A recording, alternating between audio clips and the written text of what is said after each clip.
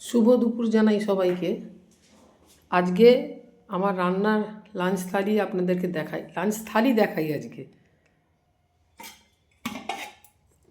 এই যে এখনও ধোঁয়া উঠছে, গরম ভাত এইমাত্র নামালাম।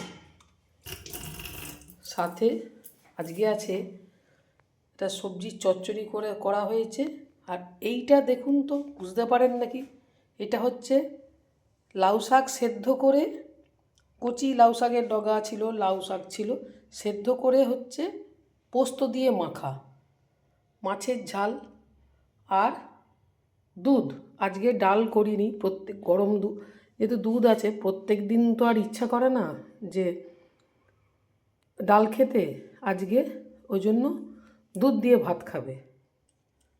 আপনারা কেউ লাউ শাক সেদ্ধ করে কাঁচা পোস্ত দিয়ে সর্ষের তেল দিয়ে মাখা খান নাকি জানাবেন, কেমন খেতে হয়। আমাদের খেতে খুব ভালো লাগে, আমরা খাই। আপনারাও জানাবেন। ভালো থাকবেন সবাই।